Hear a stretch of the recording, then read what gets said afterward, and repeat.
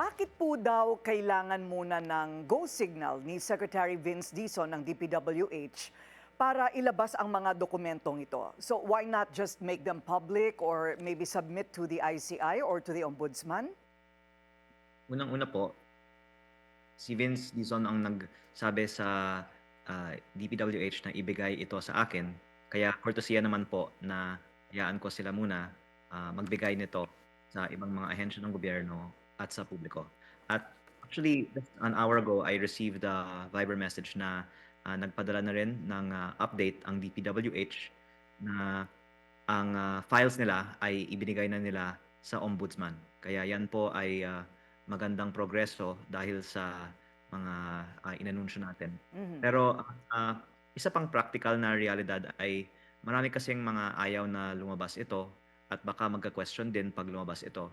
Kaya pag ang DPWH mismo ang maglabas nito, mas siguro hindi ko questionin ng ibang mga proponents bakit ito nilalabas kasi anyway, official channel ang maglabas.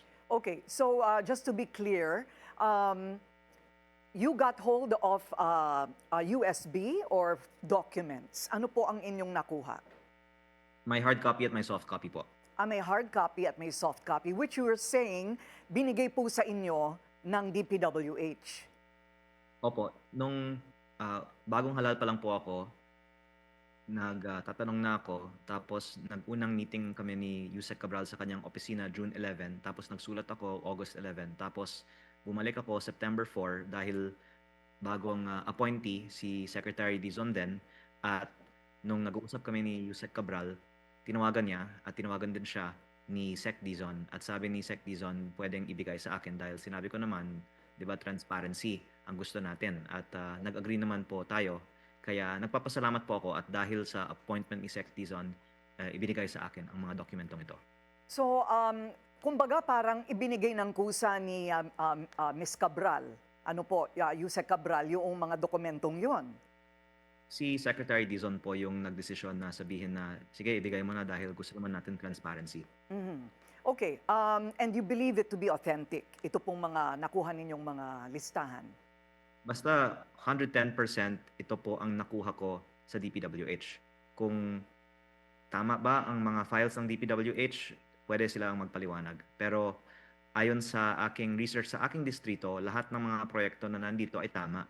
Yung mga alam kong ipinasok ng district congressman, nakalagay, allocable ng congressman. Yung mga ipinasok naman ng iba, nakalagay din, iba ang nagpasok.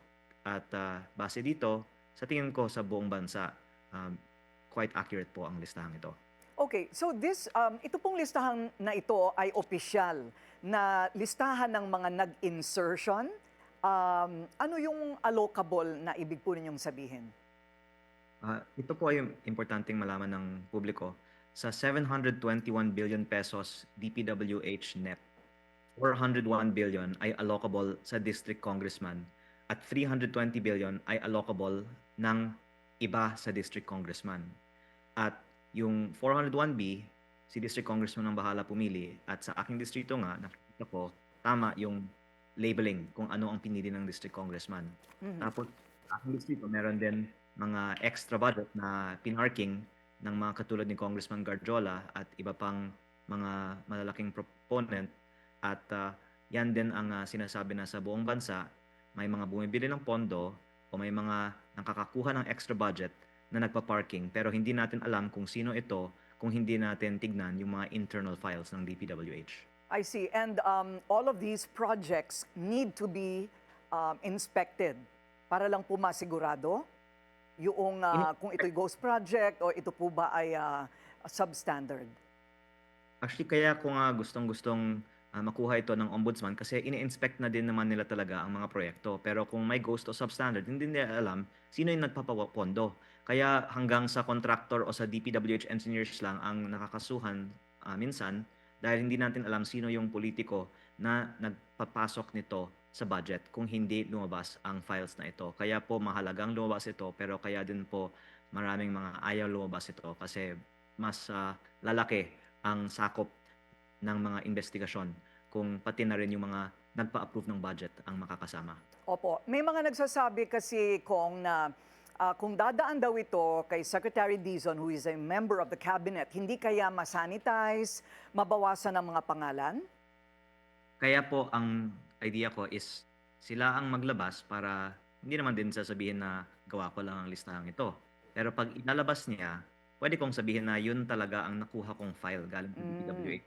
Kaya pwede naman tayong lahat mag-uusap at sabay na lang ilabas, di ba? Pero ang maganda, official ang maglabas para hindi ko questionin naman kung tunay ito o hindi. Napakarami daw pong mga pangalan nito at nabanggit na po ninyo sa isang panayam na kasama po ang ilang mga cabinet secretaries. Hindi lang po, pati ang undersecretaries at sa labas pa ng DPWH. Kaya talagang surprising ito kasi wala naman kinalaman ang ibang mga tao sa listahan ito sa DPWH. Pero ang lumalabas, parang nagbibigay lang talaga ang gobyerno ng flood control project para sa mga opisyal for whatever reason po. Basta pwede silang pumili ng kanilang sariling mga flood control project. Huling tanong na lamang po, mga kailan sa palagay ninyo, the timeline, kung kailan po lalabas ito for the public to see? Well, maganda nga na umaksyon kaagad ng DPWH at nag-announce na ibinigay na nila sa ombudsman ang files na ito. Baka pwede nating hintayan ng DPWH kung isa sa publiko din po nila ito. Maraming salamat po sa inyong oras, Batangas 1st District Representative Leandro Leviste. Maraming salamat po. Manatiling nakatutok sa Bilyonaryo News Channel. Sumubaybay sa aming social media accounts at mag-subscribe sa aming YouTube channel para sa mga bago at eksklusibong balita.